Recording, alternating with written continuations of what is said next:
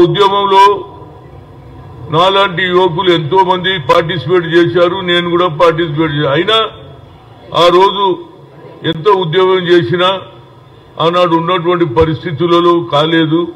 కానీ ప్రజలలో ఆ ఆవేదన, ఆ పట్టుదల అది కొనసాగుతూ వస్తూ ఆఖరుకు 41 మంది శాసనసభ్యులు గెలిచిన తర్వాత సోనియా గాంధీకి లేక్ వ్యూ గెస్ట్ హౌస్ లో ఆమెకు వినతి పత్రం ఇచ్చామా, we want to live as a self respect.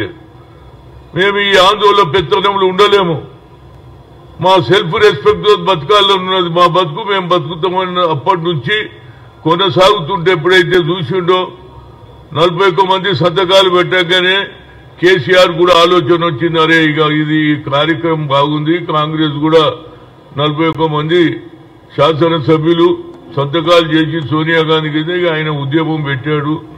Final గా ఎప్పుడైతే 1200 మంది చనిపోతున్నారో ఆమె తెలుసుకున్నది, ఈ ఆంధ్ర ప్రాంతంలో ఉన్న నాయకులు వ్యతిరేకం చేసినా పర్వాలే, నో మోర్ క్యాజువాలిటీ అని ఆమె తెలంగాణ ఇస్తాన్నది ఇచ్చింది. దాని ప్రతిఫలమే రేపు జరగబోయే తెలంగాణ అవతరోత్సవం సభకు ముఖ్యమంత్రి రేవంత్ రెడ్డి గారు దీనికి సలామీ తీసుకుంటాడు. అదేవిధంగా ఫ్యూచర్ లో ప్రభుత్వానికి ఎలాంటి బడుగు బలైన వర్గాలకు సోనియా గాంధీ ఆదేశాలు, రాహుల్ గాంధీ ఆలోచనలను ఇంప్లిమెంట్ చేయడమే కాకుండా 6 డిక్లరేషన్ కూడా డిక్లరేషన్ చేస్తారు. దీనికి సోనియా గాంధీ గారు కూడా తుక్కుగూడలో బహిరంగ సభలో మాట్లాడింది. మళ్లీ ఎల్బీ స్టేడియంలో ఏ దినమైతే గెలిచిన తర్వాత ముఖ్యమంత్రి హోదా తీసుకునేటప్పుడు అప్పుడు కూడా ఈ 6 డిక్లరేషన్ చెయ్యాలని చెప్పింది. కానీ కొన్ని కారణాల వల్ల ఆమె డాక్టర్ల అడ్వైజ్ అనుకో ఆమెకు అక్కడ బాగా ఎండలు ఉన్నది, నేను నాగ్పూర్లో చూసినా 50 దాటిందని. అలాంటి పరిస్థితులు రాకపోయినా ఆమె ఆశీర్వాదం తప్పనిసరిగా తెలంగాణ రాష్ట్ర కేబినెట్కు ఉంటుంది, రేవంత్కు ఉంటుంది, జనానికి ఉంటుంది.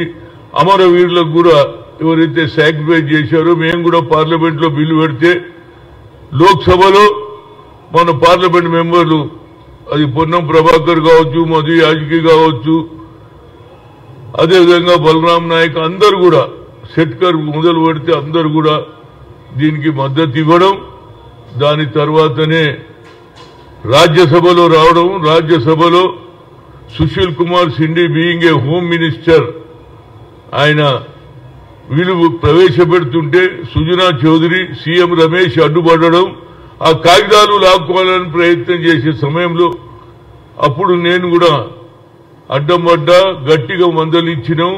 ఆ బిల్లు సోనియా గాంధీ నాకు బయట లాబీలో కేశవరావు అదేవిధంగా కేసీఆర్ ఇద్దరు కూడా లాబీలో అన్నంతనా గట్టిగా కొట్లాడంటే, నువ్వు చెప్పినందుకు కాదురా బాబు, మా నాయకురాలు చెప్పింది, మేము తప్పక పాస్ చేపిస్తామన్నాం, చేయించినాం, దానివల్లనే ఇవాళ తెలంగాణ వచ్చిందని చెప్తూ తప్పనిసరిగా రేపు జరిగే ఈ తెలంగాణ అభివృద్ధిని పెద్ద ఎత్తున చేస్తున్నారు. దీనికి కళాకారులు అదేవిధంగా ట్యాంక్ బండ్ మీద చేస్తున్నారు. అందరూ కూడా పెద్ద ఎత్తున ఇదొక పండుగ.